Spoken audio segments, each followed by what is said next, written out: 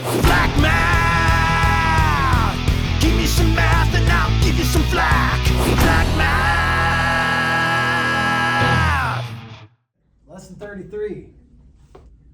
We are going to talk about prime numbers. Can someone give me a good definition of prime numbers?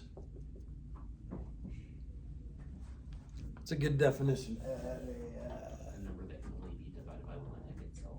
Okay, one in itself, but not including one. So one is not a prime number. It's not a composite number. It's just special. Okay? Composite numbers It's are... not a prime number because it can only be divided by one. That's right. It's got to have two factors. So prime numbers only have two factors, one in itself. Okay? So composite, if it's not prime, it's composite. And the way I always remember composite is when you go to Home Depot and you buy composite wood, that's like a bunch of woods glued together or manufactured together. And actually composite woods are like stronger than normal wood. Because they also have the glue there, so. Yeah, well, and do you guys know that a purebred dog is not as healthy as a mutt? Because, yeah. Yeah, so like German Shepherds actually, if they're purebred, they have a chance of dislocating their shoulder quite often. Yeah, and That's why they hips, a usually lot got of hip dysplasia and That's why golden usually- retrievers. That's why usually they got a little something else in there. Yeah, Just sprinkle in a little bit more. just sprinkle in a little bit more. It's But, like, you don't want just steak, you want seasoning too. Okay. All right, so prime number, a counting number greater than one whose only factors are one and itself. A prime factor is just a factor that is prime. So do you guys remember these guys? This is awesome. Doing some factor trees. 2 times 40, 2 times 20, 2 times 10, 2 times 5.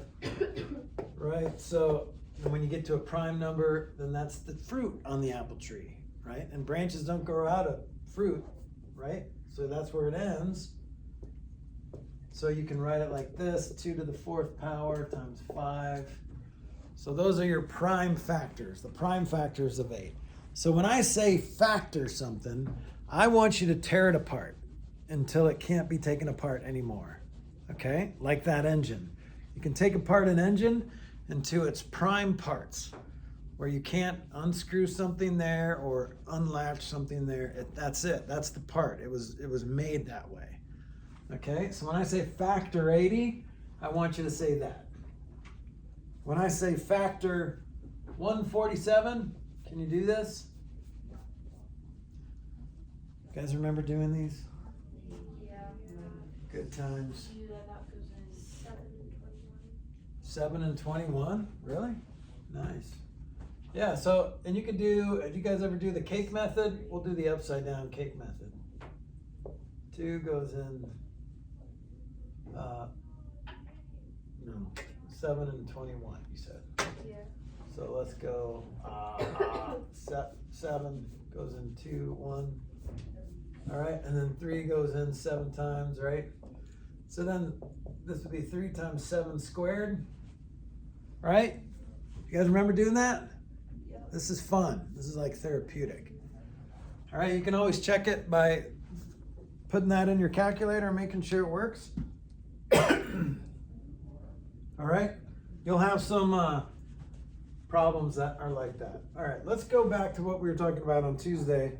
I'm gonna give you a word problem and you're gonna translate it. You're not gonna try to math it.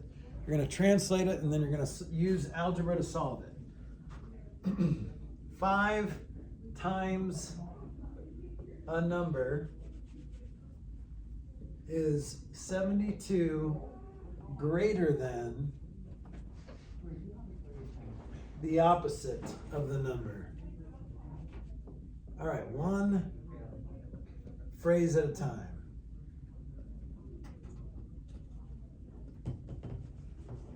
How do you say 5 times a number? 5.n, what's the cooler way to say it? 5 multiplied by n. 5n. 5n. Yeah. Okay, that's usually how we see it in an algebraic equation. The dot's fine, there's nothing wrong with that. But you don't want it to look any different than what you're used to, because you don't want anything to potentially mess you up. How do you say is? Equals. Okay, so this is just your equal sign. Now, here's where the weird thought is for the day. How do you say 72 greater than something? 72 crocodile. Right, that would be 72 is greater than. How do you say 72 greater than something? Plus 72. Yeah, you're just adding 72.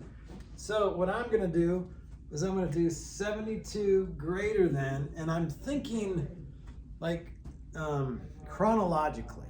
So what happened first? The 72 or what it was greater than? In my mind, it's like you have to start with something for something to be 72 greater than that something. So I'm gonna say plus 72 over here. So what is it greater than? The opposite of the number. How do you say the opposite of the number? Is it gonna be negative? Negative the number, n, okay? So let's go back, make sure we did this right. 5 times the number is 72 greater than the opposite of the number. Does that make sense? Okay.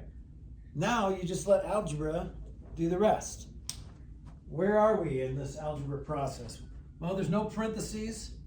There's no like terms on the same side. So now we're at, and there's variables on both sides. So let's get that smaller variable over, get rid of that. Which one's a smaller variable, 5n or negative n? Negative n. Okay, how do you get rid of negative n? You add it to both sides. You add n to both sides. So we get 6n equals 72. Now somebody else tell me what to do next. Elliot? Divide by 6. Divide by 6. Whatever you do to one side, do to the other. N equals 12.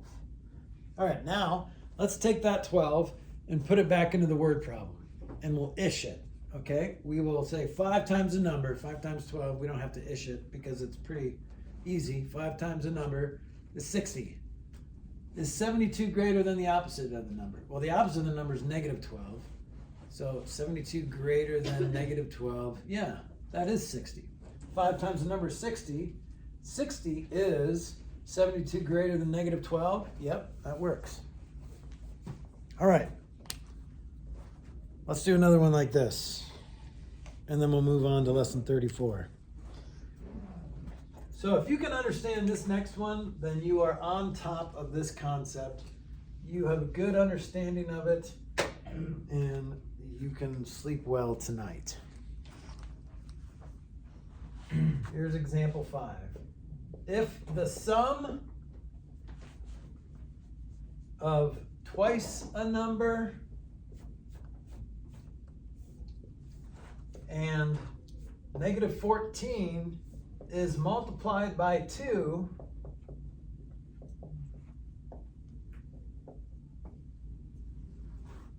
then the result is 12 greater than the opposite of the number.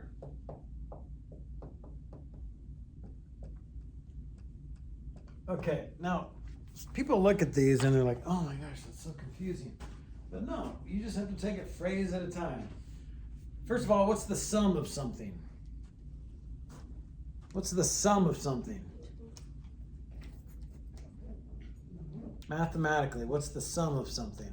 What it equals. Okay, what equals? What kind of problem is it? It's times. That would be the product. No, not times, division. Addition. Addition. The sum of something is addition. Okay. Are there any other ones? Okay, so the sum of, when I see the sum of, I'm going to put basically, and I'm going to tell you in a second what I would put, a plus sign. We're going to add 2 things together, right? At least 2 things.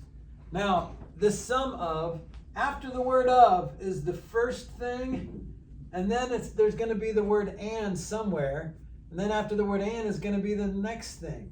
So the and is the connector of the two things that you're going to add.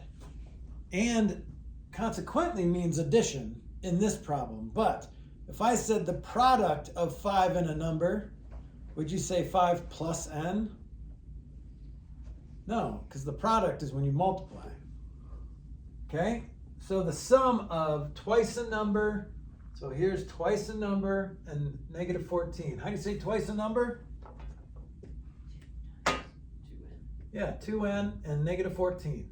There's the sum of twice a number and negative 14. Does that make sense so far? The sum of twice a number and negative 14. Good? Yeah.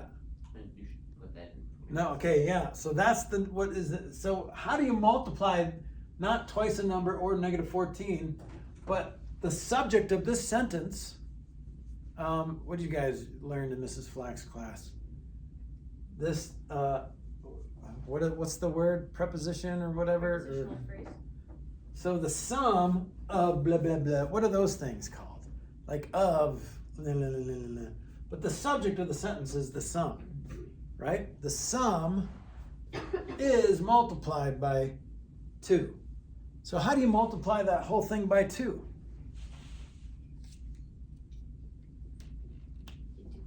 You just do that? No, you did the. Yeah, because only negative 14 is multiplied by 2. So when I see the word sum, I immediately think elephant butt. Okay? So let's start over. The sum of, okay, elephant butt, twice the number, and negative 14 is multiplied by 2. Okay, multiplied by 2. See how that the sum of twice the number and negative 14 is multiplied by 2. The whole thing. The whole butt. Okay? It doesn't hurt to just put it in the put it in an elephant butt, but just already put it in parentheses. Even if you're not going to need the parentheses, it's okay. You can still put it in parentheses. Okay? And then we got the rest of the sentence here. Then the result is, that's a very long phrase for an equal sign.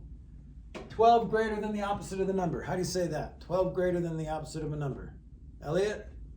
12 plus negative n. Yep, and I just like to do that first. But 12 plus negative n works the same because addition is commutative. It doesn't matter what order. But if it was 12 less than the opposite of a number, then you'd have to go negative n minus 12 instead of 12 minus negative n.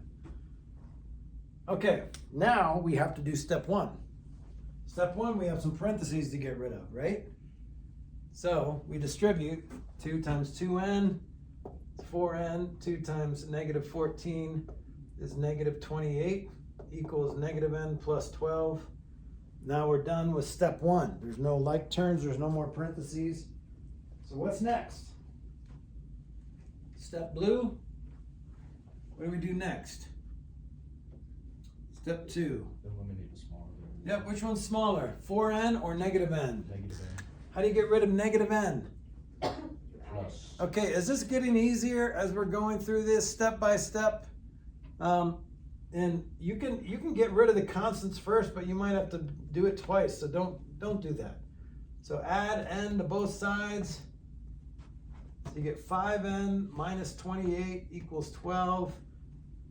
And then step green, get rid of the constant term on the variable side. Variable side this time is on the left. How do you get rid of subtracting not 28?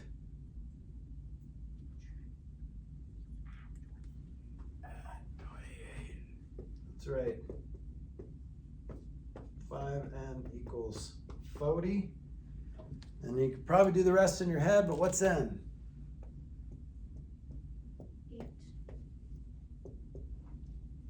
8. 8. What's that from? 8. It's the way the bus drivers in Harry Potter say 8. Oh. The Jamaican bus drivers. And one of the, is it In 3? Harry Potter? Yeah. I do not remember the bus driver in Harry Potter. Yeah, they're the Jamaican dude that's got the shrunken skull that talks too, like shrunken head that talks. And he's like 8, 7. That's just funny. the way it says 8. Okay. All right, that's lesson 33. How do we feel? Good? You good? Everybody good? That's good. It's good that you're good. Okay, 34. Moving right along. This is gonna get good. 34 is a magical lesson.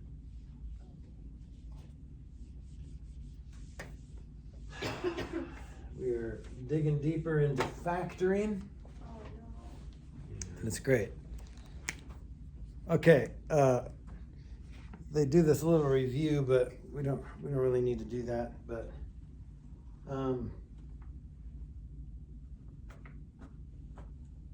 okay, let's just skip right to example 1. Okay.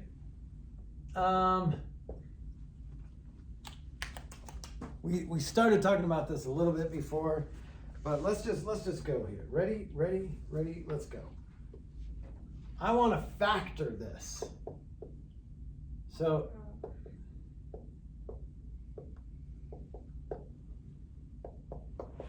the problem is this is like an addition problem. So how do you factor an addition problem? Well, you could factor every term individually if you wanted to, but there's just an easier way to do this. So the way this is going to look is going to be like this. Let me give you, let's do another easy one backwards. If I had a 6 here, A plus B plus C, what would my answer be after I distribute it? Someone raise your hand and tell me what my answer would be after I distribute this. Who's got it? Who else has got it? Okay. Yeah. So I'm sorry. I'm just not being fair. Yes, Ian, what do you got? A to the 6th plus B to the 6th plus C to the 6th. This is what you meant to say. You're just multiplying 6 times A, 6 times B, 6 times C. But yeah, so A to the 6 would be A and then the exponent 6. You don't want that. You're just multiplying 6 times everything. So 6A plus 6B plus 6C. Now, do you think you could, like if you were, do you know what Jeopardy is? Like the show Jeopardy? They give you the answer and you have to come up with the question. Do you know that show? Well, if I gave you this answer, do you think you could figure out what the question would have been by just looking at that? Do you think, what kind of distributive problem, what would the question have been? Like, what did I multiply by all 3 of those things to make it look like this? In other words, what do all of these 3 things have in common? Or what factor do they have in common? And more specifically, what is the greatest common factor of these 3 things? They all have the 6 in common. So what we would do is let's pull it back out. Let's go backward. Let's do the reverse distributive property. Instead of going this way, we're going to suck out the 6s, okay? We're going to suck out the 6s, like, and you got an A, suck it out. You got a B. I've never done this before. This is pretty fun. And you got a C, right? See how I sucked out the 6? I'm a 6 sucker. I didn't plan that. Like a 6 sucker. Okay, 6 sucker. Naturally funny. Yeah, I just thought it was naturally. Yeah. So let's look at this. What can I suck out of all 3 of these? What is the greatest common factor? Let's just look at the numbers for now. Kiara, can you tell me what goes out? Yeah, you can suck a 3 out of all of this. 2 plus 1 plus. Like you don't even Yeah. do 1. If you just did, so let's just ignore the variables right now. So if I were to multiply this, I would have to multiply that 3 by a 2 to get a 6. And then this would just be the variables that are left, okay? So that is the numerical factor. This is the numerical factor of these 3 things. Now, in this example, they didn't have anything else in common, right? All 3 of these letters were different. But what letters do these all have in common? Do you see it, Elliot? No, I was just gonna point out that technically for the other one, if you gave me that answer, I could have just said that the question was like x times 6a to the negative, or 6ax to the negative first. Right, you could have canceled the x's, yeah. Yeah. Okay, so I'm taking out of 3. What else do they have in common? Can someone else tell me what letters these 3 have in common? What letters do these 3 have in common? Ian, what do you got? Y. They've got a Y in there. They what else do they have in common? What do all X? What about M? Do they all 3 have M's in it? No. No. So this one doesn't have an M. We snuck it by you. Okay? So they don't have an M in common, so you can't, so an M is not going to be distributed to all 3 of these. So you got to leave the M's out. Now, here's the other thing. So they do have X's and Y's in common, but how many X's do they have in common, and how many Y's do they have in common? Elliot? They have 1x. They have 1x because it's really what you're looking for is the smallest exponent of all the variables. Because you can only take one x out of all of them, because you can't take 2 x's out of here. So it's kind of like you're going to, you need to buy some stuff, you need to buy some x's and y's, as many as the stores have. So, but like this is all they have in stock. How did I put it last time? Let's say your aunts and uncles own these stores, okay? They own these stores, and this is what Uncle Joe has on the shelf. This is what Aunt Judy has on the shelf. I have a Judy and a Joe. Whoa. I think you're stalking her. And this is what Uncle Lou, okay, has in his store. So you don't want to be like, you don't want to show favoritism to your aunts and uncles. So what you're going to do is you're going to go to all these stores and you're going to buy the same amount. Okay, what can I buy out of all these stores? I need as much as I can. Out of all these stores where I'm not showing favoritism. Because if you buy 2 X's off of this shelf, you can only buy 1 X at Aunt Judy's. Okay, and Aunt Judy's going to be hurt. We don't want to hurt her feelings. So we can only take 1 X out. What about Y's? Kiara, how many Y's can I take out? 2. Yeah, because look, Uncle Joe has 2 Y's on the shelf. Aunt Judy has 3 Y's on the shelf. And Uncle Lou has 2 Y's on the shelf. So you can take 2 Y's off the shelves. All right? All right, now we have to do this. What do the shelves look like after you went shopping? Well, this analogy breaks down weird when it comes to numerical factors. What do you multiply by 3 to get 6? You get 2. But how many X's are left on the shelf? And how many Y's and how many M's are left on the shelf after you shopped there? Can you see it?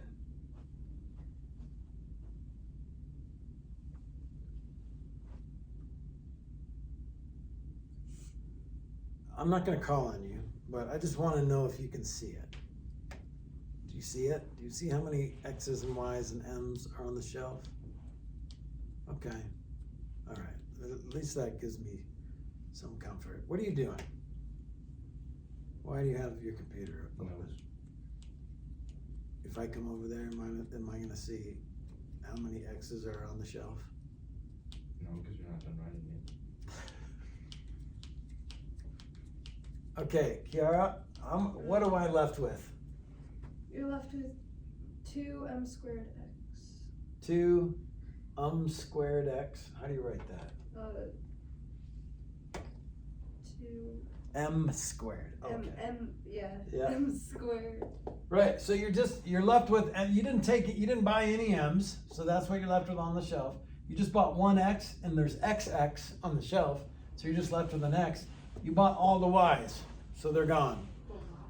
Okay. Now here's a great way to learn this, guys, is to do your shopping. You bought the 3, the 3's gone. So now you bought the X, you only bought 2 out of the 3 Y's, so you're left with a Y. You still have the M's, so let's go M squared Y. The 3's gone. You've got 2 x's left, and the y's are gone. The best way to learn this is now do it backwards to make sure you end up with this. 3 times 2 is 6. X times x is x squared. M squared, y squared. Boom.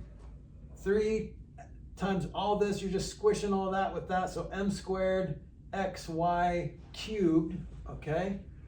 3x to the 3rd y squared, and that's it, okay? So do it backwards because your brain is going to learn it better when you do it backwards. So this is the numerical GCF, and this is the literal GCF. The numerical GCF works like it always does. You know how to reduce fractions. You know how to figure out, okay, what goes into both those. All right? And then the literal... Attention teachers, I'm sorry for the interruption. I'm going to be coming around with my computer. It appears that my computer is the only computer you can use to change your password. I'm not sure if you've got the message, the email from district, but district is asking us to change our password within the next 4 days, and you've got to be behind the firewall in order to do that. So I'll be coming around now, interrupting your class just for a few minutes, so you can update your password. So be thinking of what you want to change your password to. Thank you. Thank you. All right, so you're looking for 2 things. The numerical GCF, which is what you've been used to your whole life, or half of your life, finding the greatest common factor of some numbers, right? The literal GCF is even easier. You don't have to do any math. You just have to look at every variable that's represented in the smallest exponent of every variable. So that's x squared, that's x to the 1, that's x cubed. Boom, there's your winner. Your y's, y squared, y cubed, y squared. Your winner is y squared. You're just looking for the smallest variable's exponent. And then here's m to the 0, right? So m's not even part of the literal GCF because it's not even a part of all 3 terms. Okay, so that was my example. Now we're gonna do a problem. Should we do it for a free problem set? Yeah. Okay. So take out a piece of paper. Let's try this.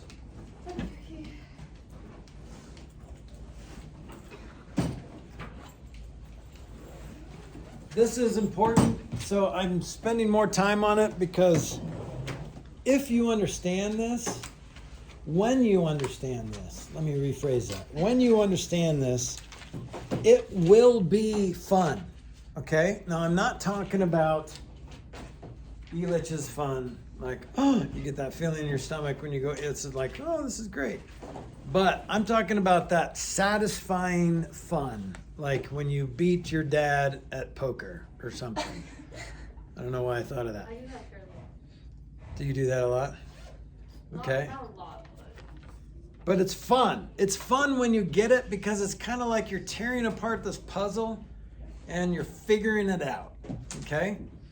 So if it's not fun, then I don't think that you really understand it, okay? Because if you really understood it, it would be fun, okay? So let that be your goal. That's you in math, that's your relationship goal, okay? have fun together. We're gonna have fun together, yes.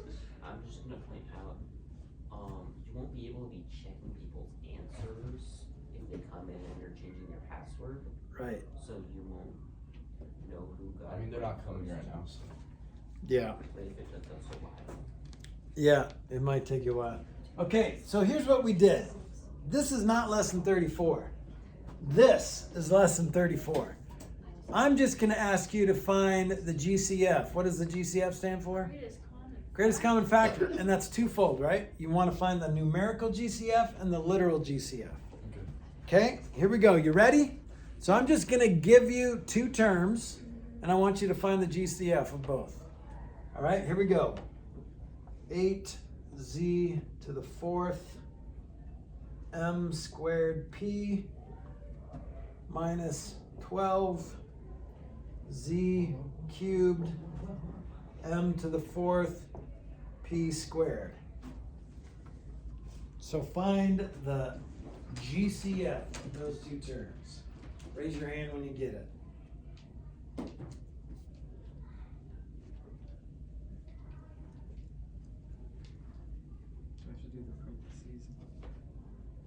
That's it. Good job. That's it. That you're just finding the GCF. Okay. Now for a bonus, factor it. So when I say find the GCF, you're just finding the GCF. But when I say factor it, you got to do the whole parenthesis thing. Good. That's right too. Mr. Flack?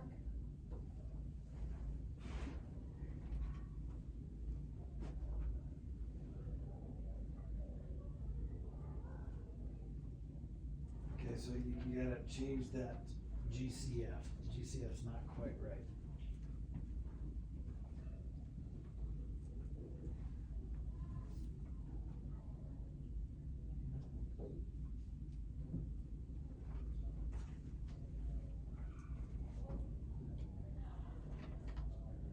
Actually, I haven't even done this yet.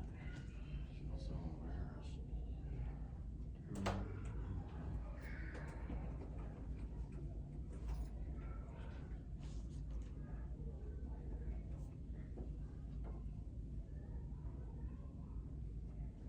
That's right. Good job.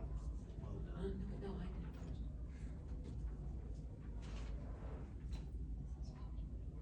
That's good. I would say it was the same time. Good. Very good. Yep, except you have to get back to 8, right? Oh, right. So then you need a 2. Is that a 2 or a Z? Z. Yeah, so you need a 2 there as well. And this one, you need to get back to 12. So what times 4 equals 12? Okay, I gotta erase that right. good job. I'm gonna give those points here in a second. But let's do this together. What is the numerical GCF of 8 and 12? 4. 4. All right, now we just list the letters. They all have all 3 of these letters in it, right? So I'm just gonna do this, M, P, Z, and then I'm just gonna write the smallest exponent that I see of each letter. M squared, M to the 4th, which one's smaller? Squared. P, P squared, which one's smaller? Just P. Z to the 3rd, Z to the 4th. You see how easy that literal GCF is? You just put the smallest exponent. All right, now for bonus, we're gonna divide it out. So basically you're dividing each term by this because in order to check it, you gotta be able to multiply to get back to this. So what do you multiply by 4 to get back to 8? 2. What do you multiply by M squared to get to M squared? Nothing. Nothing, or 1, right? But you don't have to put 1. What do you multiply by P to get to P? Nothing. What do you multiply by Z cubed to get to Z to the 4th? You need another Z, right? Z cubed times Z is Z to the 4th. Z is Z to the 4th. Minus, what do you multiply by 4 to get back to 12? 3. All right, what do you multiply by M squared to get to M to the 4th? M squared. P to get to P squared. Oops, just another P. And then Z cubed to Z cubed, that's it. All right, good job. This is, it's cool that you know how to do this. Because the next lesson is gonna be what we already went over, is factoring that out. Let's do 2 more. And you don't have to factor it out if you don't want to, because I didn't. Just give me the GCF, okay? And this should be a pretty quick process.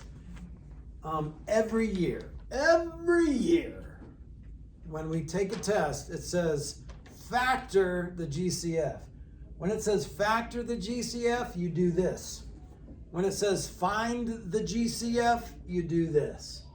So every year on the next test, students will just do that when it says factor. But I don't want you to just find the GCF, I want you to factor it. Okay? So, just for example, 21 does not equal 3. Sorry. It equals 3 times 7. Okay? So don't just give me one of the, when it says factor, I need all the factors that when you put it together, it equals this. Okay, here's another one. Ready? 4x squared y cubed z minus 8y squared xz cubed. Just give me the GCF. Let's just do it out loud. What's the numerical GCF? 4. What's the X GCF? X. What's the Y GCF? Y squared. Y squared. And what's the Z GCF? Just Z. Z. It's just the smallest exponent of each. 4x y squared z. Boom, you're done. Okay? One more. Here we go. 16 x squared y p to the third minus 4 x cubed y squared p plus 2 x squared y squared p to the 15th. Numerical GCF. 3, 2, 1. 2. Okay, they all have x, y's, and p's in it. So the p GCF. Just p. There's a p by itself there without an exponent. X GCF. X squared. X squared and y GCF. Just Y. Just y. Boom. That's pretty easy, right? Good. All right, I'm going to give you guys your points. Good job. Flack math. Give me some math and I'll give you some flack. Flack math.